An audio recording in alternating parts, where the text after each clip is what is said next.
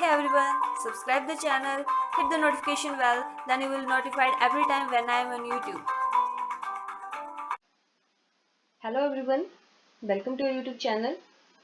आज हम करने जा रहे हैं जो टीजीटी नॉन मेडिकल का 2020 में एग्ज़ाम हुआ है मैथ्स पोर्शन, ठीक है, उसको हम कंप्लीट करेंगे। तो काफ़ी इजी क्वेश्चन, इजी भी नहीं बोल सकते, मॉडरेट लेवल का आपका पेपर था।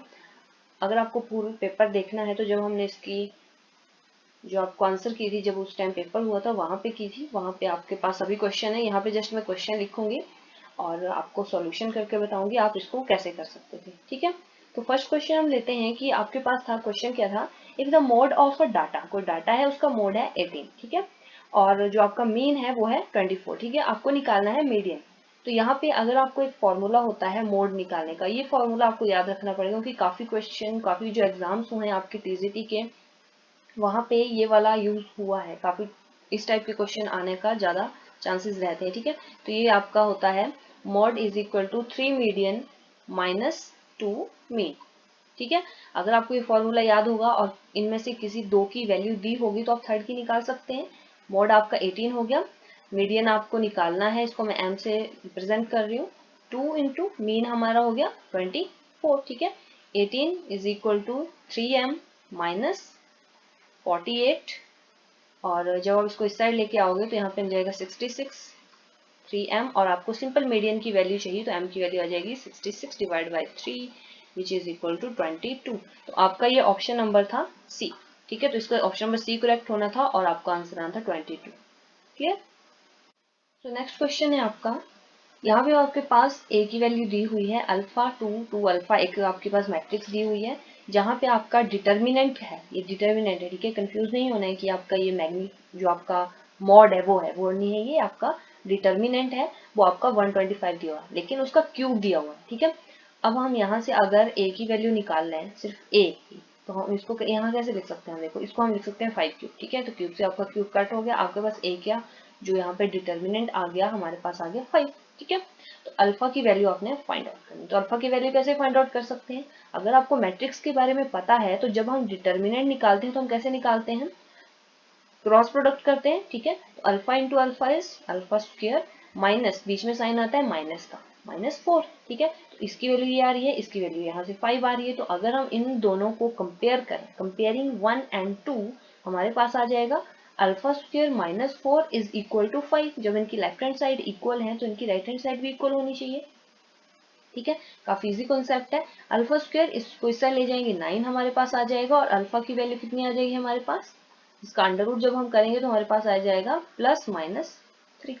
अब यहाँ पे आपके पास है प्लस माइनस, जो आपके ऑप्शंस हैं वहां पे आपका फर्स्ट ऑप्शन है, ठीक है, +-3। कितना इजी क्वेश्चन था। देखो ये भी आपका मैट्रिक्स में से ही क्वेश्चन था, काफी इजी क्वेश्चन है। आपके पास ए दी हुई है स्क्वायर मैट्रिक्स है, ठीक है। स्क्वायर मैट्रिक्स क्या होती है, जिसमें रोज और कॉलम्स जो है वो इक्वल होते हैं, जैसे 1 1 1 1, ठीक है। क्लियर। इसमें दो ही आपके पास रोज हैं, दो ही आपके पास कॉलम्स हैं, ठीक है। तो ये आपकी स्क्वायर मैट्रिक्स हो गई, यानी कि इस टाइप की एक मैट्रिक्स है ए। यहाँ पे आपके पास दिया हुआ ए स्क्वायर, यानी कि ए स्क्वायर, मान लो इसको इसी के फॉर्मेट से मल्टीप्लाई है तो वो आइडेंटिटी के बराबर आता है। अभी यहाँ पे क्या होगा वो मैटर नहीं करता, जिसमें आपको समझा रही हूँ। आई क्या होता है, आइडेंटिटी मैट्रिक्स क्या होती है, 1 0 0 1 इस फॉर्म में होती है। तो आपको ए इनवर्स फाइंड आउट करना है। यहाँ पे हमारे पास एक ये भी होता है कि जैसे मान लो A V is equal to I होता है, तो जो आपका वी है वो इसका इनवर्स होता है ए का, ठीक है। तो अगर यहाँ पे ए है तो यहाँ पे हम लिख सकते हैं A dot A which is equal to this, यानी कि दैट मीन्स जो ये वाला ए है वो इसका इनवर्स है। तो हमसे पूछा क्या है, ए इनवर्स की वैल्यू, तो इनवर्स की वैल्यू कितनी आ गई आपके पास ए। और ये भी था कि जैसे मान लो यहाँ पे है आपके पास ए, ठीक है, हमने क्या करना था, इज इक्वल टू आई, यहाँ पे हमने इन दोनों साइड ए इनवर्स से मल्टीप्लाई कर देना था। ए की वैल्यू हमें फाइंड आउट करनी है ना, तो एक से हमने ए इनवर्स से इन दोनों साइड हमने इनको मल्टीप्लाई कर दिया, ठीक है। मल्टीप्लाई करने के बाद अब देखो यहाँ पे जो आपको, अगर मैं ए इनवर्स से अंदर मल्टीप्लाई करती हूँ डॉट ए, और एक इनको इसके साथ मल्टीप्लाई करती हूँ, यहाँ पे ए बाहर लिख लेती हूँ, और आई इंटू ए इनवर्स। जब भी आप किसी आइडेंटिटी मैट्रिक्स से किसी मैट्रिक्स को मल्टीप्लाई करते हैं, मान लो यहाँ पे आपकी आइडेंटिटी मैट्रिक्स है, यहाँ पे आपके पास एक मैट्रिक्स है नॉर्मल, ठीक है, ये ए है मान लो और ये आपकी आइडेंटिटी मैट्रिक्स। अगर इन दोनों को मैं आपस में मल्टीप्लाई करूं तो मेरे पास क्या आएगा, अब यहाँ पे आपका मल्टीप्लिकेशन भी क्लियर हो जाएगा अगर किसी को डाउट होगा तो फर्स्ट रो फर्स्ट कॉलम यानी कि 1, इससे इसको मल्टीप्लाई करेंगे 0 और 1, first row second column 2 plus 0, यहाँ पे आ जाएगा आपके पास 0 प्लस 3 0 प्लस 4, तो क्या बन गया है आपके पास 1 2 3 4। हट फिर के कौन सी मैट्रिक्स आ गई, ए ही। इनकी ए किसी भी मैट्रिक्स से जब आप आइडेंटिटी मैट्रिक्स को मल्टीप्लाई करते हैं तो आपका आंसर ए ही आता है, ठीक है। तो यहाँ पे हमारे पास आ गया है ये दिस वन। और एक और चीज होती है, जब भी आप किसी के इनवर्स से उसको मल्टीप्लाई कर रहे हैं, ठीक है, किसी भी आप इनवर्स से मल्टीप्लाई करते हैं तो वो आपके पास बन जाएगा आइडेंटिटी मैट्रिक्स, ठीक है। और ए यहाँ पे बचा ही है, तो दिस वन इज दिस। और आपको मैंने अभी बताया कि किसी मैट्रिक्स को हम आइडेंटिटी से मल्टीप्लाई करते हैं तो वो सेम आती है, तो A is equal to A inverse. हमें वैल्यू किसकी चाहिए थी, ए इनवर्स की, तो हमारा आंसर क्या आ जाएगा, ऑप्शन नंबर कौन सा आएगा, ऑप्शन नंबर ए है, ठीक है, ए इसका आंसर होगा। अब जो नेक्स्ट क्वेश्चन है हमारे पास वो दिया हुआ है, पूछा है आपसे नंबर ऑफ रियल रूट्स। अब ये तो कंफ्यूजन आपको होना नहीं चाहिए कि रियल क्या होता है, रियल रियल मतलब सिंपली याद किया जाए तो ऐसा नंबर जिसका स्क्वायर जो होगा वो हमेशा पॉजिटिव होगा, ठीक है। सो रियल रूट निकालने किसके हैं, एक्स स्क्वायर यहाँ पे आपका है -7x प्लस 12, ठीक है, यहाँ पे भी मॉड है विच इज इक्वल टू 0। अब मॉड का क्या मतलब हुआ, मॉड का मतलब हुआ कि अगर मान लो x जो है वो लेस देन 0 है तो इसकी वैल्यू जो होगी वो नेगेटिव होगी, ठीक है, इसकी वैल्यू होगी -x होगी। और अगर x जो है ग्रेटर देन 0 है तो x जो होगा वो पॉजिटिव होगा, ठीक है, x जो है उसके इसमें पॉजिटिव होगा। मतलब हम सोच सकते हैं जैसे -1 है, अगर इसका मैं मॉड निकालूं तब भी 1 आ रहा है और 1 का मॉड निकालूं तब भी 1 आ रहा है, वैल्यू तो दो डिफरेंट, इनपुट तो दो डिफरेंट है, ठीक है। तो यहाँ पे इस क्वेश्चन में भी कुछ ऐसे ही हमारा ये होगा। सो यहाँ पे अगर मैं फर्स्ट केस लूं, केस 1, जहां पे हमारा x जो है वो लेस देन 0 है, तो यानी कि यहाँ पे आ जाएगा -x का square -7 -x plus 12 which is equal to 0, यानी कि x square plus 7x plus 12 which is equal to 0, ठीक है। अगर केस लूं मैं x इज ग्रेटर देन 0, जहां पे आपके x की वैल्यू जो होगी पॉजिटिव होगी, x square -7 into x plus 12 which is equal to 0, x square -7x plus 12 is equal to 0। अब आपको प्राइम फैक्टराइजेशन से इसको आप सॉल्व कर सकते हो, क्वाड्रेटिक फॉर्मूला से इसको आप सॉल्व कर सकते हो, आप पे डिपेंड करता है, ठीक है। तो इसको प्राइम फैक्टराइजेशन में अगर करूँ तो प्रोडक्ट हमारा 3 इंटू 4 अगर हम लें तो हमारे पास आ जाएगा x square plus 3x plus 4x plus 12 which is equal to 0। तो यहाँ पे आ जाएगा x प्लस 3, ये मैं आपको समझा रही हूँ, काफी इजी क्वेश्चन है, आपको इनको करने को ज्यादा टाइम नहीं लगेगा, x प्लस 3, ठीक है। तो एक तो हमारी यहाँ से वैल्यू आ गई -4 और दूसरी आ गई -3। अब इस वाले केस में कितनी वैल्यू आई है हमारे पास, x square -4x -3x plus 12 is equal to 0। तो यहाँ पे आ जाएगा x -4 -3 x -4 which is equal to 0। यहाँ पे आपकी वैल्यूज आ गई 3, 4। तो कितनी टोटल वैल्यूज आ गई, कितने रूट्स आ गए हमारे पास आ गए टोटल 4 रूट्स। अब देखो आपको इसको निकालने की भी जरूरत नहीं थी, क्योंकि आपको पता है कि जब भी आपकी जितनी हाईएस्ट जो आपकी डिग्री होती है या हाईएस्ट पावर होती है आपके इक्वेशन में, उतनी ही आपके रूट्स बनते हैं। तो इसमें 2 थी हाईएस्ट तो आपके रूट भी 2 आए, इसमें भी 2 थी तो रूट भी 2 आए, 2 इसमें आते 2 इसमें आते। ऑप्शन 4 जो आपका ऑप्शन नंबर ए है यहाँ पे वो आपका करेक्ट होता, ठीक है। अब एक क्वेश्चन था कि पाई एंड ई कौन से नंबर हैं, वो नेचुरल नंबर है, नेचुरल नंबर हो नहीं सकते। नेचुरल नंबर कौन से होते हैं, 1 से होते हैं स्टार्ट, इन्फिनिटी तक होते हैं, ठीक है। सो वो तो आपका नेचुरल नंबर नहीं है। एंड इन जो आपका नेक्स्ट है रैशनल नंबर, रैशनल नंबर भी ये नहीं है। इंटीजर्स हैं, इंटीजर्स भी ये नहीं है। और जो आपका लास्ट ऑप्शन बचता है इरेशनल नंबर्स हैं ये, ठीक है, ये दोनों इरेशनल नंबर। अब एक सिंपल सा क्वेश्चन ये भी था आपके पास कि every continuous function is, every continuous function is. अब आपने एक थ्योरम पढ़ी होगी, सुना होगा कि every differentiable function is continuous, but inverse may और मे नॉट बी करेक्ट।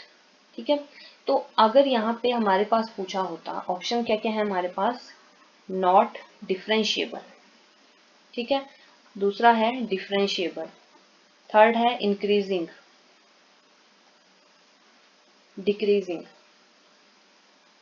ठीक है, अब बिकॉज एवरी कॉन्टिन्यूस फंक्शन जो होता है वो डिफरेंशिएबल हो सकता है, बट जरूरी नहीं सभी हो। हमारे पास जो थ्योरम है उसके अकॉर्डिंग जो हमारे सभी डिफरेंशियल फंक्शंस होते हैं वो कॉन्टिन्यूस होते हैं। इनवर्स में और में अगर यहाँ पे बाई चांस लिखा होता एवरी कॉन्टिन्यूस फंक्शन में, तब हम बोल सकते थे कि डिफरेंशिएबल होते हैं या नॉन डिफरेंशिएबल, दोनों ऑप्शन हमारे पास अवेलेबल है, इंक्रीजिंग भी हो सकते हैं, डिक्रीजिंग भी हो सकते हैं ये कॉन्टिन्यूस फंक्शन। और इसके अलावा अगर आपका इस क्वेश्चन के ऊपर कोई है तो आप बता सकते हैं कमेंट कर। क्वेश्चन है हमारा वो है आपका इंटीग्रेशन में से। तो क्वेश्चन था और साथ में लिमिट भी है, आपको वैल्यू निकालनी है, limit x tends to 0 integration second square t divided by x sine x dt। ठीक है, ये आपके पास क्वेश्चन था। सॉरी, जो इंटीग्रेशन है आपकी वो ओनली सेकंड स्क्वायर टी की ही है, वो भी विद डेफिनेट इंटीग्रल है। ठीक है, ये भी हमें बताया है कि किन के बीच में ये लाई करती है। अब देखो इसको आप कैसे कर सकते, साइन सेकंड स्क्वायर टी है उसकी इंटीग्रेशन होती है tan ऑफ टी। ठीक है, और साथ में इसकी इंटीग्रेशन भी दी हुई है 0 टू x स्क्वायर, उसको नहीं भूलना है, डिवाइडेड बाय साइन x। ठीक है, x साइन x, इसकी रेंज हमें दे दी है और साथ में हमें इसकी लिमिट भी निकालनी है, limit x tends to 0। Clear. अब यहाँ पे अगर हम ये ऊपर वाला पहले तो हम इसको इंटीग्रेशन को फुल सॉल्व कर लेते हैं, तो फर्स्ट यहाँ आ जाएगा tan x square minus tan 0, तो tan 0 तो हमारा 0 ही होता है, इसको ना भी लिखते तो भी कुछ नहीं है, x साइन x, यहाँ पे आगे लिमिट x टेंड्स टू 0। ठीक है, यहाँ पे हमारा बेसिकली बना क्या, limit x tends to 0 tan x square divided by x sine x।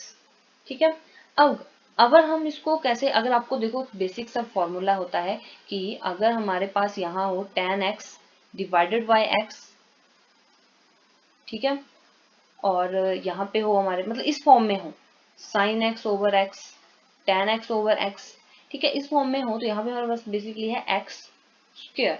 ठीक है, यहाँ पे हमारे पास इसके नीचे जो हम ऊपर भी हमने x स्क्वायर है ना, तो यहाँ पे हमने क्या किया, x से ऊपर मल्टीप्लाई कर दिया और नीचे उससे डिवाइड कर दिया, तो यहाँ पे हमारे पास ये वाला जो है इस फॉर्मेट में बन गया sin x tan x, x देखो कुछ भी हो सकता है, सिंपल है, ये बन गया हमारे पास फॉर्म में tan x square divide by x square और x ओवर sin x, इन दोनों की वैल्यू होती है 1, तो लिमिट, अब लिमिट लगाने की कोई जरूरत है ही नहीं, यहाँ पे x बचा ही नहीं है, तो 1 इंटू 1 आपका आंसर आ जाता 1। ठीक है, अब यहाँ पे आपने फॉर्मूला कौन सा याद रखना था, sin x divided by x जो होता है हमेशा 1 के बराबर होता है, tan x divided by x, यानी कि ये वाले जो आपके एंगल्स हैं ये सेम होंगे, तो आप इस फॉर्मेट में होगा तो हमारा 1 ही आएगा। ठीक है, हमने जस्ट इसको यहाँ पे सॉल्व किया।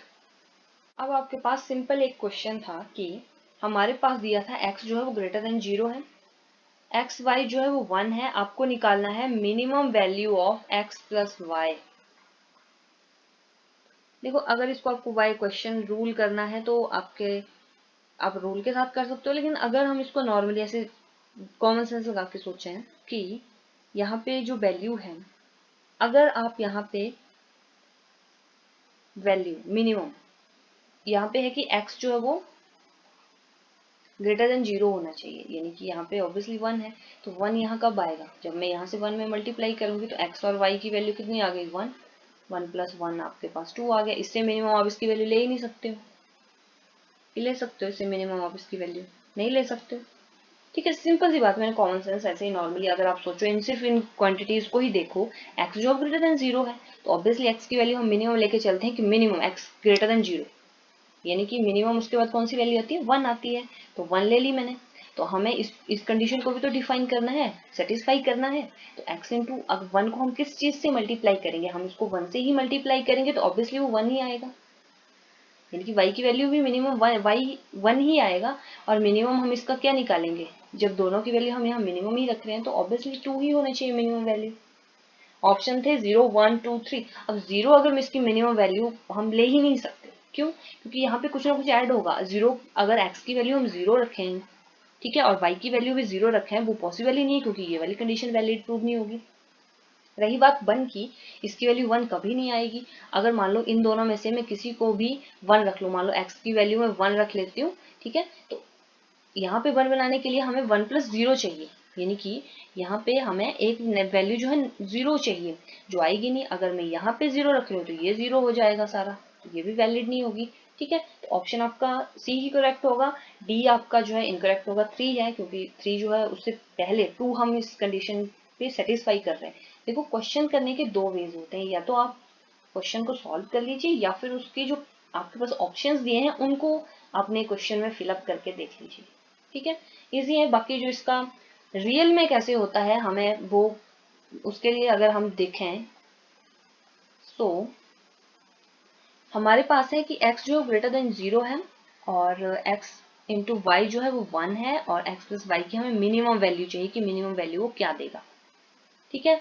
तो हमारे पास हम मिनिमम और मैक्सिमम वैल्यू कैसे चेक करते हैं, हम चेक करते हैं डबल डिफरेंशिएटिव करके, क्लियर। सो फर्स्ट डिफरेंशिएटर, अगर मैं यहाँ पे f(x) मान लूँ, हमारे पास हो गया x, इसको इस वाले को, और y की वैल्यू 1/x यहाँ से, ठीक है। और फिर हम क्या करेंगे, इसको डिफरेंशिएट करेंगे। डबल डिफरेंशिएटिव चेक करना है, हमने याद रखना है, ठीक है। तो f(x) हमारे पास कितना आ जाएगा 1, इसको कैसे डिफरेंशिएट करेंगे हम 1/x, x इनवर्स करके, ठीक है, तो -1, और नीचे आपके इसको इसी फॉर्म में लिखेंगे तो 1/x। इतना डिफरेंशिएशन तो आपको आता होगा, 1/x², इसका आंसर आ गया, ठीक है। अब ये आपकी वैल्यू आ गई, ठीक है। यहां से अब हमें क्या करना होता है, आगे जो हमारा f(x) है उसको करना होता है 0 के बराबर पुट। तो यानी कि 1 - 1/x² = 0, विच इम्प्लाइज -1/x²। यहाँ पे अगर आप एलसीएम लो तो हमारे पास आ जाएगा x² - 1 = 0, x² = 1, x +-1। दोनों वैल्यूज आती है ना जब हम स्क्वायर रूट लगाते हैं स्क्वायर से हटा के। सो +-1 आ गई इसकी वैल्यू। अब माइनस आप ले नहीं सकते हो, क्योंकि हमने यहाँ पे स्पेशल रिकमेंड किया है कि x जो है वो <0 होगा ही नहीं, तो यानी कि हम वैल्यू ले रहे हैं x की 1, ठीक है। अब हम चेक करेंगे डबल डिफरेंशिएशन पे इसकी वैल्यू। सो डबल डिफरेंशिएट जब इसको करेंगे तो हमारे पास आ जाएगा, फर्स्ट में ये आया था तो हमारे पास आएगा -2/x²। अब माइनस माइनस जो है प्लस हो जाएगा, तो ये जो है हमारा वो ग्रेटर देन 0 होगा, ठीक है। जब हम यहाँ पे हमें चेक करना होता है जो x की वैल्यू हमने फाइंड आउट की, यहाँ पुट करके देखनी है ना हमने, तो अगर मैं इसकी वैल्यू 1 पुट करूँ तो वो ऑब्वियसली ग्रेटर देन 0 आ रहा है। दैट मीन्स ये जो आपकी वैल्यू है वो इसकी मिनिमम वैल्यू, इस फंक्शन की x की वैल्यू 1 जो है वो इसकी मिनिमम वैल्यू है इस फंक्शन की। तो फिर x की वैल्यू 1 आ गई तो y की वैल्यू भी हम निकाल सकते हैं, वो 1 आ गई। देखो कॉमन सेंस से भी इजी है, अगर आपको पूरा टिपिकली क्वेश्चन करना है सॉल्व तो आप वैसे भी कर सकते हैं। अब हम नेक्स्ट क्वेश्चन देखते हैं। हमारे पास सिंपल था d²y/dx²। ये आपका क्या रिप्रेजेंट कर रहा है, और आपके ऑप्शन थे a straight line, a circle, a parabola और अ पॉइंट। क्या रिप्रेजेंट कर रहा है ये रिप्रेजेंट कर रहा है एक स्ट्रेट लाइन। अगर आप देखें, अगर मैं इसको, हमें चाहिए बेसिकली y की वैल्यू, तो अगर मैं यहाँ पे y की वैल्यू निकालना स्टार्ट करूँ, हम इसको इंटीग्रेट करें तो हमारे पास आ जाएगा, फर्स्ट टाइम जब हम इंटीग्रेट करेंगे dy/dx = कांस्टेंट को हम इंटीग्रेट करेंगे तो यहाँ पे आ जाएगा 0 है, जो है उसको तो इंटीग्रेट 0 का इंटीग्रेशन 0 ही होगा, प्लस साथ में आपका कांस्टेंट ऑफ इंटीग्रेशन लगता है, क्लियर। अगर हम इसको फिर से इंटीग्रेट करते हैं तो हमारे पास आ जाएगा y, which is equal to, यहाँ पे कोई और कांस्टेंट इसके साथ जुड़ जाएगा my, प्लस एक कांस्टेंट और होगा कोई, यहाँ पे सिंपल आप सोचो कि m मैंने इसको लिया, ठीक है। डिफरेंशिएशन करने आती है आपको। अब d2y में एक बार फिर रिपीट कर रहा हूँ, d2y/dx² = 0। इसको इंटीग्रेट करो, dy/dx 0 का इंटीग्रेशन 0, प्लस इंटीग्रेशन ऑफ जो साइन कांस्टेंट होता है, कांस्टेंट ऑफ इंटीग्रेशन, वो तो कनेक्ट होगा, उसको मैं m मान लेती हूँ। जब हम इसको अगेन डिफरेंशिएट करते हैं, इंटीग्रेट करते हैं, तो हमारे पास जो होता है वो कांस्टेंट के साथ भी आपकी वैल्यू आ जाएगी m ऑफ x आएगा, ठीक है, m of x plus c, यहाँ पे भी x ही आएगा। तो ये कांस्टेंट ऑफ इंटीग्रेशन, ये आपकी किसकी इक्वेशन है, आपकी स्ट्रेट लाइन की इक्वेशन है, ठीक है, इजी है। या फिर अगर आप स्ट्रेट लाइन की इक्वेशन देखें, ये है मान लो इक्वेशन है, इसको मैं फर्स्ट टाइम डिफरेंशिएट कर रही हूँ, तो यहाँ पे आ जाएगा हमारे पास m, ठीक है, विद रिस्पेक्ट टू x कर रही हूँ, m आ जाएगा, c कांस्टेंट है, 0 हो गया, अगेन डिफरेंशिएट कर रही हूँ, ये आपके पास 0 हो गया, लो वही इक्वेशन आ गई। अब देखो जो नेक्स्ट क्वेश्चन है आपका, वो है दो पैरेलल लाइंस है, ठीक है, 2x plus y plus 2z is equal to 8, और सेकंड है हमारी 4x plus 2y plus 4z plus 5 is equal to 0। अब देखो ये जो क्वेश्चंस हैं, अगर आप प्रीवियस ईयर के क्वेश्चन पेपर चेक करें तो वहां से काफी सिमिलरिटी में, मतलब क्वेश्चन उस टाइप के काफी ज्यादा आते हैं। तो आपको प्लेलिस्ट में जो है एचपी टीजीटी के 2016, 2018 और 2019 के फुली सॉल्व पेपर आपको डाले हुए हैं मैथ्स के, तो आप उनको चेक जरूर कर सकते हैं। और जो मैंने आपको स्टार्टिंग में एक प्लेलिस्ट बताई है, वहां पे भी आप जाके चेक कर सकते हैं। और किसी पर्टिकुलर टॉपिक पे अगर आपको वीडियो चाहिए तो आप कमेंट करके जरूर बता सकते हैं, ठीक है। वैसे काफी क्वेश्चंस या काफी चीजें हमने वहां पे कवर की हुई है बेसिक से लेके, ठीक है, ताकि आपको बिल्कुल क्लियरिटी हो जाए क्वेश्चंस की। तो ये आपके पास बेसिकली दो पैरेलल लाइंस दी हुई हैं, इनके बीच में आपने डिस्टेंस फाइंड आउट करना है। तो इनका एक फॉर्मूला होता है d1 minus d2 divided by square root of a square plus b square plus c square, यहाँ पे मॉड भी होता है, ठीक है। ये फॉर्मूला अगर आपको याद होता तो ये क्वेश्चन आपका जस्ट इन सेकेंड्स आ जाता है। थोड़ी कैलकुलेशन में आपको फास्ट होना पड़ेगा। अब देखो इसमें हमने करना क्या है, ABC कैसे निकलेंगे, हमें जो है इनके जो कोफिशिएंट हैं x y z के वो इक्वल करने पड़ेंगे। तो उसके लिए हम क्या कर सकते हैं, या तो इस वाली इक्वेशन को डिवाइड कर सकते हैं 2 से, या फिर अपर वाली इक्वेशन को मल्टीप्लाई कर सकते हैं 2 से। तो हम करेंगे ऊपर वाली इक्वेशन को 2 से मल्टीप्लाई, ठीक है। सेकंड वाला कॉन्सेप्ट जो मैंने बोला कि आप डिवाइड करके लिख सकते हो, वैसे करेंगे तो भी आपका करेक्ट आएगा।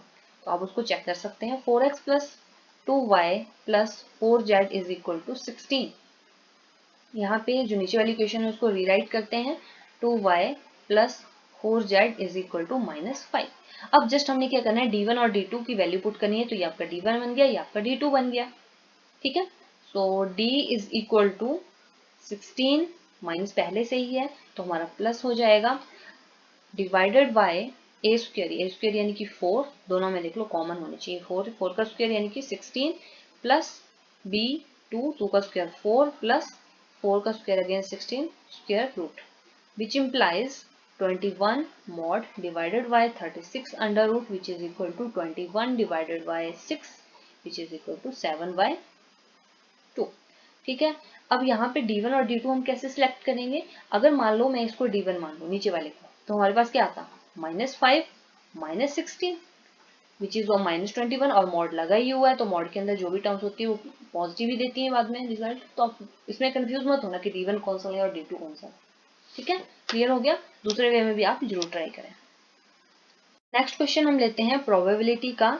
जैसे अब क्वेश्चन क्या था, in a single throw of 2 dice है, माइंड में रखनी है हर चीज। आपसे पूछा है chance of throwing a sum of 8, chance of throwing a sum of 8 यानी कि ऐसी लेने हैं हमने जहां पे आपका सम जो है वो 8 आए। तो पहले तो आपको प्रोबेबिलिटी पता होनी चाहिए होती क्या है, possible outcomes divided by total number of outcomes. अब टोटल नंबर ऑफ क्या आउटकम्स हैं, टोटल नंबर पॉसिबल ही आउटकम्स। जैसे मान लो अब 2 डाइस आप थ्रो कर लो, ठीक है।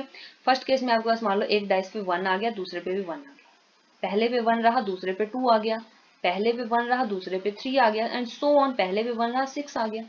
अब सेकंड टाइम मान लो 2, पहले डाइस पे 2 आया दूसरे पे 1 आया, पहले पे 2 आया सेकंड पे 2 आया, एंड सो ऑन एंड तक 2 6 तक। ऐसे ही सो ऑन करके अगर फर्स्ट पे 6 आ रहा है दूसरे में 1 आ रहा है, 6 में पहले पे 6 आ रहा है दूसरे पे 2 आ रहा है, and so on 6 and 6, last में दोनों पे 6 आ गया। मान लो यही आउटकम आ सकती है, इसके अलावा तो कुछ आएगा नहीं। तो ये टोटल हमारे पास है 36, यानी कि हमारे पास टोटल नंबर निकल गया 36। अब हमें ढूंढने हैं ऐसे डाइस का सम जहां ऐसे थ्रो जहां पे जो आपका सम आया है वो 8 आया है, तो फर्स्ट केस में तो 8 आएगा ही नहीं, हाईएस्ट 1 + 6 is 7 नेवर। अब यहाँ पे आपके पास कहाँ आएगा 2, 6 में, एक फैक्टर आपको ये मिल गया। 3 में कहाँ आएगा 8, 3, 5, जब 3 एक डाइस पे होगा दूसरे पे 5 होगा। थर्ड में कहाँ आएगा जब 4 होगा और 4 होगा। और क्या ऑप्शन बन सकते हैं हमारे पास, जब 5 होगा और फर्स्ट पे और दूसरे पे 3 होगा। और क्या ऑप्शन हो सकता है, जब फर्स्ट पे 6 होगा और 1 होगा। 6 के साथ हाईएस्ट जो है वो आपका क्या आ सकता है 2 आ सकता है। तो हमारे पास टोटल कितने आ गए 1 2 3 4 5, लो 5/36, यही आपका ऑप्शन होता, फर्स्ट ऑप्शन है आपका ये।